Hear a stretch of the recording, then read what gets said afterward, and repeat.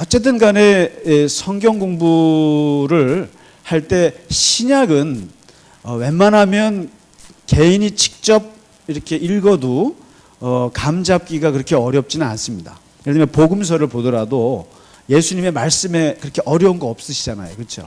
그다음에 뭐 바울의 이 편지도 그렇고 사도행전 역사라고 해도 뭐 그런데 이 구약은 굉장히 갈등이 많고 복잡합니다. 사실 또 장르도 여러 가지고요. 그렇기 때문에 구약은 특히 한 나라의 역사이기 때문에 좀 역사라는 건 좀 이렇게 단순하게 시켜서 볼 필요가 있기 때문에 오늘 사사기 들어가기 전에 잠깐 정리를 좀 하겠습니다. 간단합니다. 왜냐하면 이스라엘의 시대, 우리가 뭐 고조선 시대, 삼국 시대, 통일 신라 시대, 고려 시대 이렇게 있듯이 이 사람들도 시대가 있습니다. 그래서 첫 시대가 족장 시대라고 합니다. 족장 시대.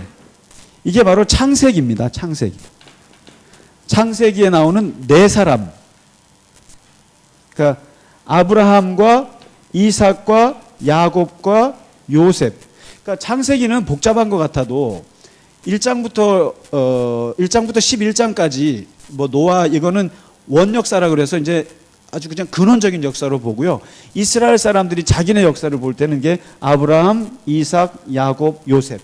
그래서 이스라엘 사람들이 노아나 아담을 우리 조상이라고 생각 안 합니다. 안 하고 아브라함을 우리 조상이라고 생각합니다. 아브라함. 그래서 이 네 사람의 이걸 족장 시대라고 그러고요. 그 다음에 400년이 지난 후에 모세가 나타나서 이거를 광야 시대라고 그럽니다. 이게. 광야 시대. 본격적인 이제 민족이 탄생하는 시대거든요. 이게 이제 이 광야 시대가 은근히 짧습니다. 40년밖에 안 되는 역사거든요. 40년밖에 안 되는 역사인데 여기에 책이 출애굽기가 여기 들어가고요. 레위기가 들어가고 민수기가 들어가고 신명기라는 네 권이 다 들어갑니다. 40년에. 이때 주도적인 인물이 누구냐면 모세라는 사람입니다. 모세. 이게 광야 시대. 그래서 이제 민족이 형성이 되고요. 그 다음에 여호수아가 와서 하는 게 바로 이게 정복 시대입니다. 정복 시대. 정복 시대라고 그래서 요건 한 20년 정도 되는 짧은 시간. 그러니까 여호수아가 주인공이 되는 거죠.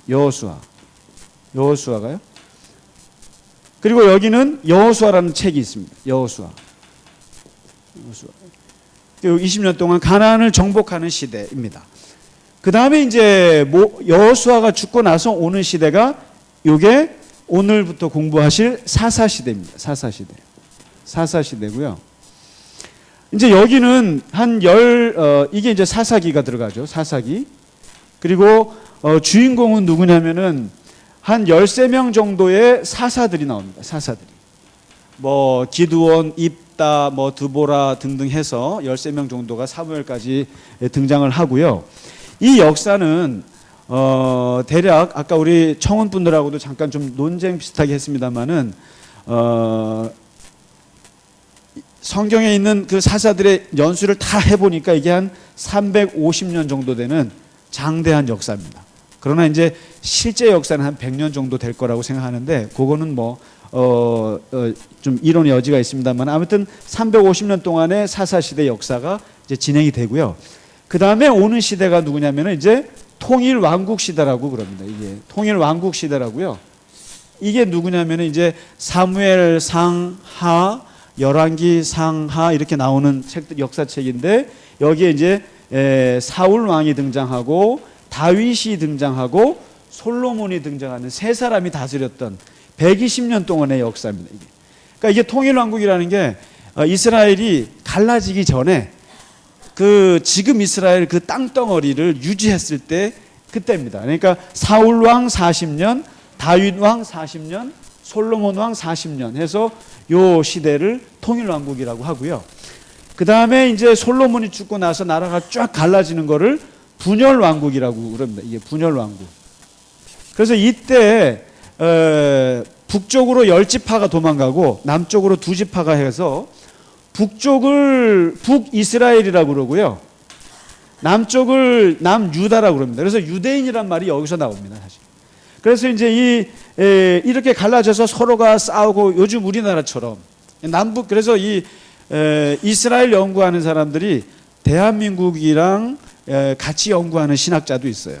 제가 그 샌프란시스코에 공부했을 때 거기 그때 마빈 첸이라는 교수님인데 그분이 우리나라 역사와 이스라엘 역사를 비교하시는 구약학자신데 굉장히 비슷하잖아요. 남북 갈라지고 이게. 그래서 이 갈라져서 한 200년 내지 북쪽이 200년 먼저 망하고 여기가 한 350년 정도 가다가 결국에는 바벨론, 페르시아, 로마, 그다음에 그리스한테 망하면서 구약이 이게 문을 닫습니다. 이게. 이렇게 해서 일단은 구약의 역사는 6개 시대가 있습니다. 6개 시대. 이제 그 중에 오늘 우리가 이 사사시대 가장 역사 중에 정신없는 시대입니다. 이 시대가 가장 정신없는 시대고 중심이 없는 시대고 그리고 뭔가 마음대로 했던 시대. 그래서 암흑기라고 하는 시대가 이 사사시대고 이 사사시대를 오늘날 우리 시대랑 비슷한 시대가 바로 이 사사시대거든요. 그래서 이제 보시면 그렇습니다. 이게 족장시대 아브라함에게 하나님께서 뭘 약속하셨냐면은 백성을 약속하셨어요. 백성, 국민, 자손들을 약속하셨어요. 그 다음에 광야시대 모세에게 하나님이 뭘 주셨냐면은 율법을 주셨어요. 율법. 모세오경 율법을 주셨고 정복시대의 여호수아에게 뭘 주셨냐면은 땅을 주셨어요. 땅을. 그래서 이 사사시대는 이제 백성과 율법과 땅이 여기서 만들어진 시대를 맞이했습니다. 이게 혹시 아시죠? 국가의 3요소 아세요? 예, 국민, 주권, 영토. 예, 이 세 가지가 이루어지면 나라가 됩니다. 바로 이 사사시대는 바로 이제 나라가 형성이 됐을 때예요. 나라가 딱 만들어지고 이제 이 국가가 이제 형성이 돼서 출발을 하는데 이제부터 이제 보셔야 될 게 이제 한번 그 사사시대가요. 이제 시대가 바뀌어서 이제 청동기에서 철기로 이렇게 넘어가고요. 그 다음에 이제 주변에는 왕정 국가들이 막 일어날 때 그때였습니다. 그때였는데 이제 하나님이 본격적으로 이제 이 이스라엘이 이제 모세가 죽고 여호수아가 죽고 이제 지도자가 없어요. 지도자가 없고 뭐가 남았냐면은 12지파가 남았습니다. 12지파가요. 12지파. 이제 이 사사기에서 꼭 좀 깊이 공부해 주셔야 될 게 이제 12지파인데요. 혹시 도표 있으시죠? 이 12지파에 대해서 이해를 잘 하시면 그 구약을 읽기가 아주 좋습니다. 일단은 이 사사기의 이제 시작은 그렇습니다. 왜 사사기 350년이 암흑기였는가? 왜 혼란 시대였는가? 왜 정신없는 시대고 안정이라고는 찾아볼 수 없는 시대가 됐는가? 그 원인이 있어요. 그 원인이 첫째는 여호수아가 죽었어요. 여호수아가 죽으면서 후계자를 세우지 못합니다. 후계자를. 이게 이제 제일 1원인이에요. 그 혼란스럽게 된 이유가 모세는 그나마 죽을 때 여호수아를 40년 키워가지고 후계자로 해놓고 가잖아요. 근데 여호수아는 110세에 죽을 때 후계자를 못 세우고 가요. 그러면서 이제 혼란이 시작이 됩니다. 이제 중심 지도자가 없다라는 거고요. 그 다음에 이 시대가 이제 3세대예요. 사사기 시대가. 그러니까 광야 시대 한 세대가 있고, 그 다음에 여호수아 때 그 가나안을 정복했던 전쟁을 했던 2세대가 있습니다. 그런데 이제 지금 사사 시대는 제 3세대예요. 3세대의 특징은 아까 그 예고글에 보시면 이 사람들은 광야 생활을 모르는 사람들이에요. 광야에서 막 불기둥이 솟아나고 구름 기둥으로 인도받고 하늘에서 매출하게 떨어지고 이런 걸 모르는 애들이에요. 그 다음에 두 번째는 이 시대는 지도자가 없어요. 위대한 지도자가 없어요. 여호수아 같이. 그 특징이고, 세 번째는 전쟁을 경험해 보지 못했어요. 이 사람들은. 전쟁을 전혀. 그러니까 이게 이제 혼란의 시작일 수밖에 없어요. 아까 이제 청운 모임 가셨더니 꼭 오늘날 이 시대가 이런 것 같다고. 저 김상기 목사부터 전쟁을 알아, 저게 뭐 광야 우리가 그 6.25 때 겪었던 하나님의 그 보릿고개를 알아, 뭘 알아 저게, 이런 걱정을 하시는 것 같아요. 그러니까 이제 바로 이 사사 시대가 이거예요. 사실 모세 때 치열했던 광야 시대의 그 엄청난 고생, 그리고 여호수아는 전쟁에 그 언제 죽을지는 모르는 전쟁의 20년 동안의 그 피 끓는 그 투쟁과 이것들을 겪었는데, 이제 다음 세대를 보니까 우리에게 남아있는 건 땅밖에 없어요. 땅인데 이제 그렇다고 해서 이게 가나안 땅에 다 들어간 것도 아니에요. 들어간 것도 아니고 여호수아가 다 땅을 만들어 준 게 아니라 반만 해놓고 갔어요. 그러니까 이제 남아있는 12지파가 이거를 해결을 해야 되는데, 12지파가 이제 뭐 중심이 있어야죠. 누가 가자고 할 것도 없고. 그러니까 12지파가, 그러니까 이제 여기서부터 무슨 문제가 생기냐면은 이게 일종의 집단 지도 체제 같은 게 된 거예요. 여기서부터 이제 혼란이 시작이 됩니다. 그래서 저기 17장 6절을 한번 찾아보시면 사사기의 핵심 구절이 딱 2번 나옵니다. 사사기의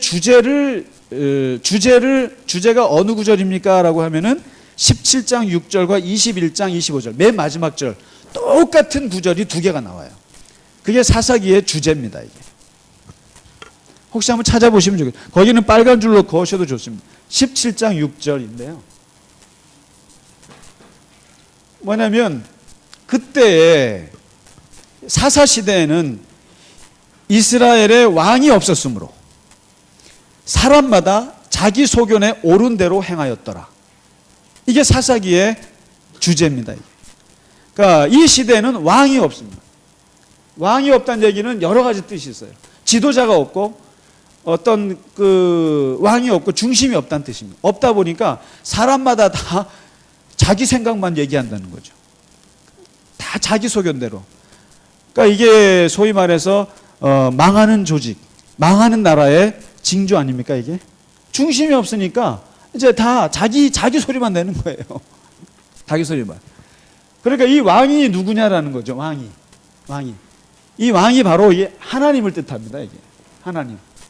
진짜 왕 대신 하나님을 모시지 못하다 보니까 이스라엘이 다 자기 소리만 내는 거죠. 이 자기 소리가 누구냐면 12지파 소리입니다. 12지파. 그래서 한번 그 지파 도표 한번 보시겠어요? 이제 이 지파가 도대체 무엇인가? 이거를 이해하지 못하면 구약 성경을 이해하기가 굉장히 어렵습니다. 일단 이 지파라는 거는 우리나라는 강원도, 경기도 이게 그 지역에 강릉하고 원주를 잇는다 해서 강원도고, 또 뭐죠? 경기도는 뭐죠? 서울하고 경성하고 그렇다는 거죠. 죄송합니다. 이게 뭐 이런 걸로 했는데, 이스라엘은 그 12개의 행정구역이 한 사람의 12자식 이름으로 만들었다는 거죠. 12자식으로. 정치 체제가. 근데 그게 이제 야곱이 4여자를 통해서 12아들 플러스 딸 하나를 낳았거든요. 근데 이제 여기 보면 이스라엘의 12지파 명단이 있죠. 요게 이제 요거는 일단은 12아들입니다. 12아들에서 한번 숫자를 매겨 보시면 여기서 어떻게 12지파가 나오나? 큰아들 루벤, 시므온, 레위를 빼셔야 됩니다. 지파에서는 레위를 빼시고, 그 다음에 쭉 유다, 단, 납달리, 갓, 아셀, 이사갈, 스불론 가다가 요셉 있죠. 요셉을 빼세요. 2사람을 일단 걷어내시고 베냐민까지 하면 10명입니다. 그렇죠? 그러면은 2지파는 어디서 오는가? 레위 지파는 성직자 제사장 지파로 뺐어요. 바로 이 레위 지파에 누가 들어가냐면 모세, 아론, 미리암, 광야 3남매. 그 사람들이 사실 이스라엘 광야 시대를 끌고 갔던 지파는 레위 지파입니다. 모세. 그러니까 이제 이 레위 지파는 빼가지고요, 나머지 12지파마다 4개의 성을 만들어 놓고 거기에 레위 지파 사람들을 파견시켜요. 이렇게. 그래서 8개의 도성으로 레위 지파가 흩어져서 거기서 예배를 집전하고 말씀을 가르치고 그들에게 영적인 훈련을 시키는 게 레위 사람들의 역할이에요. 자기 집이 없어요. 자기 지파가 없어요. 그래서 지도에 보면 레위 지파는 아예 찾아볼 수 없습니다. 그 다음에 요셉을 빼시고, 요셉을 빼는데 요셉은 빼면서 자기 두 아들을 집어넣었어요. 거기다가요. 두 아들을 집어넣었는데 그 두 아들이 누구냐면은 큰 아들이 므낫세입니다. 그 다음에 둘째 아들이 에브라임입니다. 에브라임. 이 자기는 빠지고 두 아들을 집어넣었어요. 그래서 이제 앞으로 보시면 재밌는 게요. 야곱이 할아버지가 죽으면서 손자를 이렇게 안수기도 축복해 주는데 보통 큰 아들한테 오른손을 가야 되거든요. 근데 야곱이 원래 둘째잖아요. 그래서 둘째에서 그 나올 때부터 형님 그거 붙잡고 나오면서 서러움이 있고 그것 때문에 문제가 많았는지 죽을 때 둘째 아들한테 안수를 해준 거예요. 누구한테요? 에브라임한테. 예. 그래서 이 장자권의 축복을 에브라임이 받았는데 이 사사기에 보시면 이 에브라임이 은근히 깐족거리고 잘난 체하는 족속이에요. 자기네가 야곱 할아버지의 그걸 받았다고 굉장히 깐족거리고 잘난 체하는데 여호수아가 에브라임 지파 출신입니다. 여호수아가 에브라임 지파예요. 그래서 이제 이렇게 지파가 12개가 됩니다.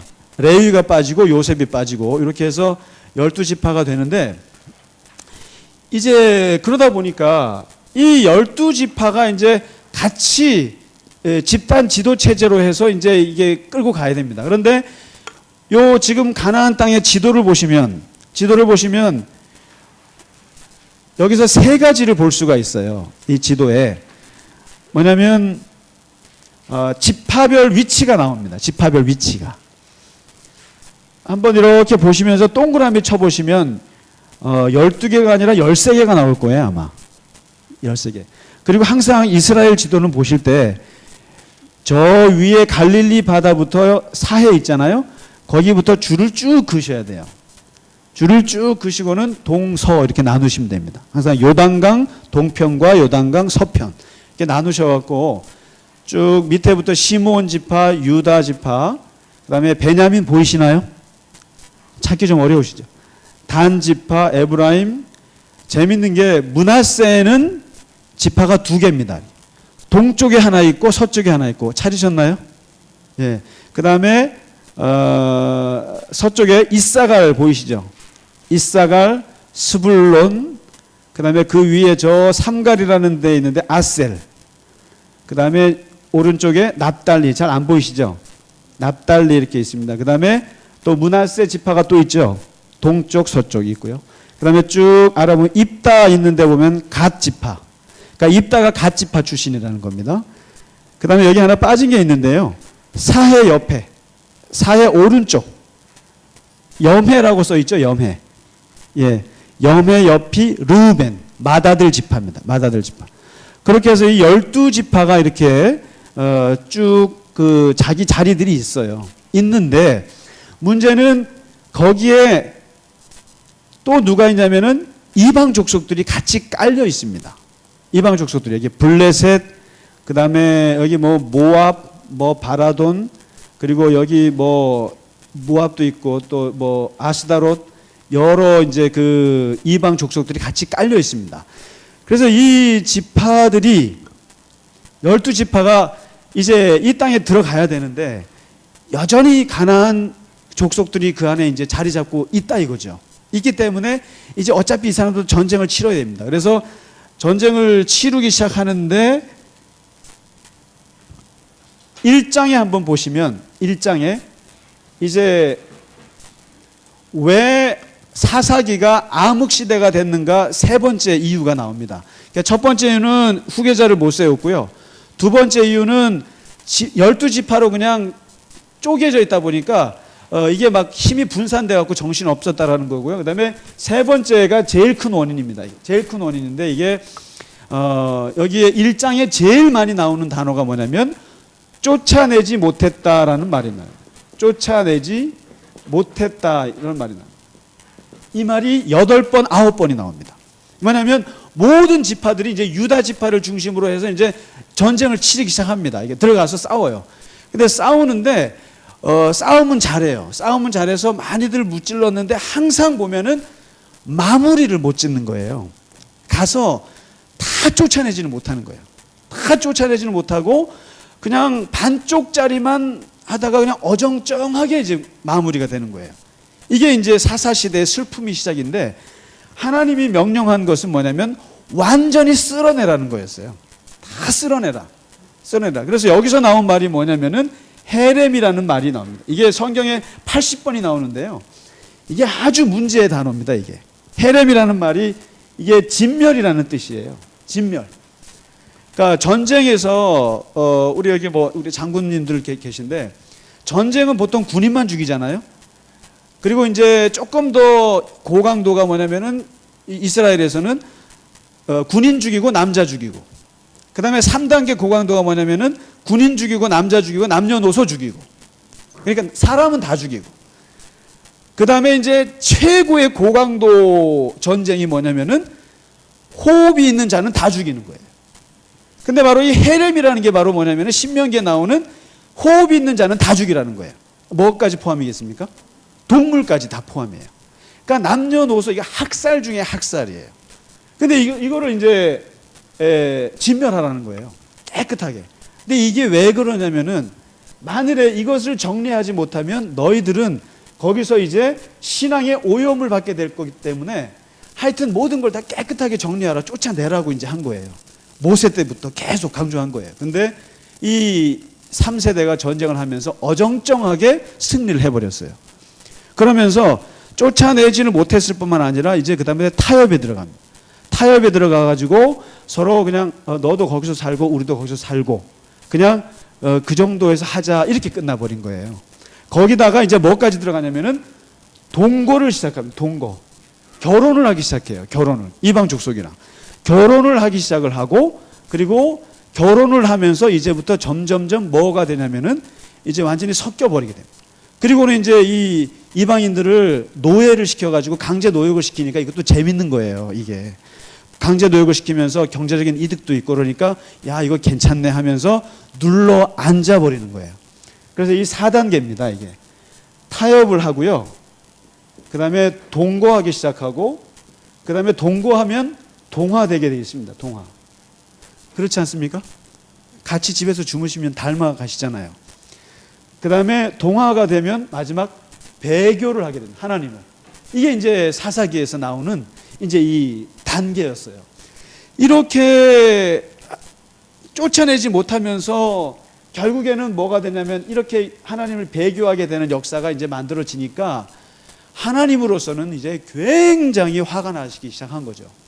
그래서 사실 이 사사기가 왜 이스라엘 사람들의 머릿속에 깊이 박게 되냐면요, 바로 이겁니다. 이게 그러니까 뭘 하나님께서 정리하라고 했을 때, 정리하지 못했을 때 그들에게 오는 피해가 엄청나게 크다는 걸 이스라엘 사람들이 사사기를 통해서 역사에서 공부했기 때문에 오늘날 이스라엘을 보세요. 오늘날 이스라엘을 보시면 이 사람들은 6배 복수법이라는 게 있어요. 6배 복수법. 그러니까 한 번 맞으면 6배로 복수한다는 거예요. 이 이스라엘 사람들. 우리가 볼 때는 굉장히 인권에 문제가 있고 나라가 되게 잔인해 보이잖아요. 그런데 이스라엘 사람들은 한 번 정리하면 끝까지 정리하겠다는 거예요. 그래서 이스라엘의 그 비밀 결사대가 하나 있어요. 그게 뭐냐면 낙함이라고요. 이름이 이게 낙함.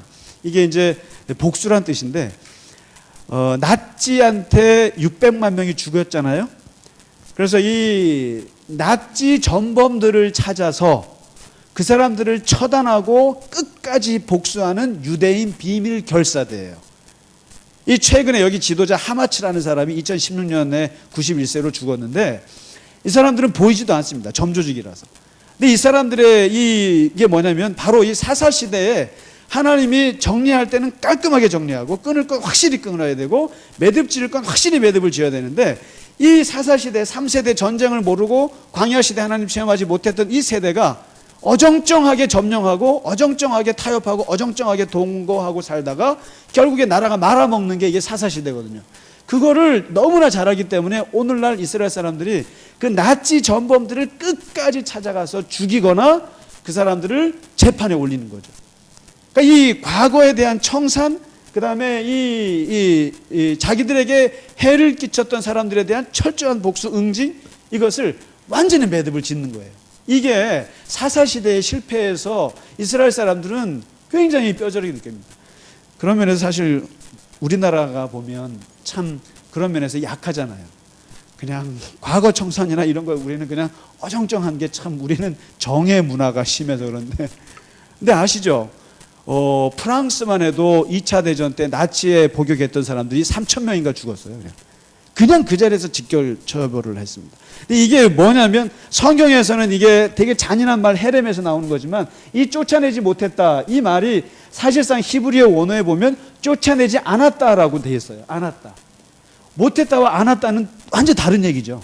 왜냐하면 처음에는 못한 거예요. 그런데 막상 같이 살다 보니까 굉장히 괜찮은 거예요.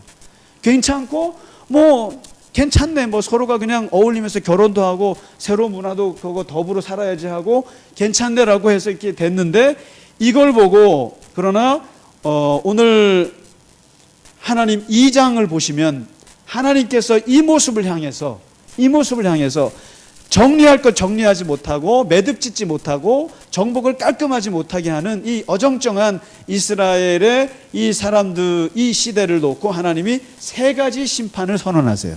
세 가지 심판을 하시는데, 첫 번째가 나도 내쫓지 않겠다, 이렇게 합니다. 나도, 너네가 내쫓지 않는다면 나도 안 하겠다. 그러니까 내버려 두심. 하나님께서 내버려 두심. 이게 제일 무서운 심판입니다. 하나님께서 내버려 두시고 무관심할 때가 이게 제일 무서운 건데, 나도 내쫓지 않겠다. 이게 뭐냐면 한번 당해봐라 이거거든요. 그 다음에 두 번째, 이제 너네가 그 이방 족속들이랑 정리하지 못하고 그렇게 같이 섞여 살다가 결국에는 그들이 너희에게, 제일 유명한 말입니다, 이게. 옆구리 뭐요? 옆구리 뭐라고요? 찔렸다고요? 예. 옆구리 가시. 그 하나님의 문학적인 표현이십니다. 그들이 결국 너희의 옆구리에 가시가 돼서 앞으로 나가려면 찔리고 아프고 계속 그럴 거다. 그게 이제 앞으로 350년 동안 반복되는 사사 역사입니다. 계속. 이제 한번 당해보라 이거예요. 이게 오늘 이제 하나님의 이제 예고편이에요. 이제 한번 그렇게 어정쩡하게 정리했다가 어떤 일을 당하는지 봐라. 그 다음에 세 번째 하나님이 뭐라고 하시냐면은, 결국 너네가 그렇게 같이 결혼하고 시집장가 보내고 그러다가 결국에 타협하고 그러다가 결국에는 하나님을 배교하게 돼서 이제 그런 거예요. 광야의 하나님은 매력이 없는 거예요. 광야의 하나님은 매력이 없고, 이제 이 농사 짓고 사는 데는 제일 중요한 게 풍요와 다산인데, 풍요와 다산의 상징은 누구죠? 전 갑자기 김산드라는 줄 알았어요. 그 옛날에, 예. 그 바알과 아세라가 훨씬 매력이 있는 거죠. 그래서 이제 바알과 아세라를 막 섬기기 시작하는데, 하나님이 뭐라 하시면 바로 그 바알과 아세라가 너희에게 올무가 될 것이다, 이런 얘기를 합니다. 올무.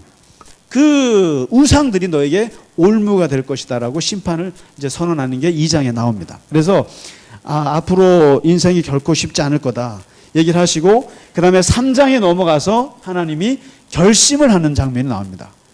이 꼴을 보고요. 그래서 결심을 하는 장면이 나오는데, 그게 바로 3장 1절에서 3절까지.